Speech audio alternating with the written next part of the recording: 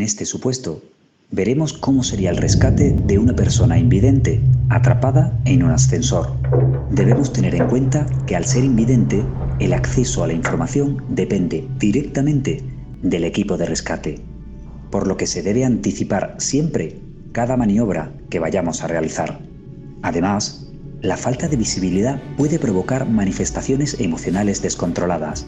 Por ello, es importante tener en cuenta los siguientes aspectos. Hay que asegurar que nos escucha, presentarnos y usar el nombre de la persona si lo conocemos, verificar si entiende el mensaje con una palabra, no sustituir el lenguaje verbal por gestos y hablar despacio y claro sin gritar o elevar la voz. A continuación, se cortará el suministro eléctrico.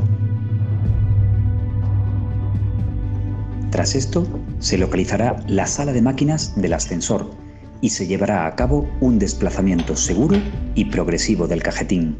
La estabilización del ascensor se llevará a cabo de forma manual y siguiendo las instrucciones del fabricante.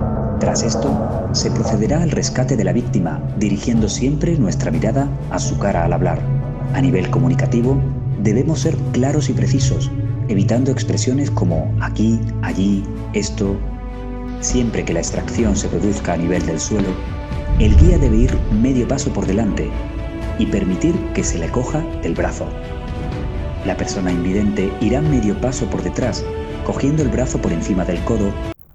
En el caso de que la extracción del ascensor se produzca con desnivel, el guía deberá aproximarse siempre al borde del ascensor en perpendicular, se parará brevemente e indicará si es subida o bajada antes del inicio.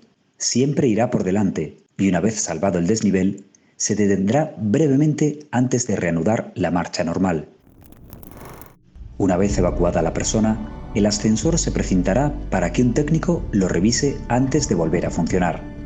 Ya en calma, podemos asegurarnos de su estado de salud mediante el mismo protocolo que para las personas sin diversidad funcional, haciendo uso de la comunicación verbal o mediante tarjetas braille en caso de dificultad.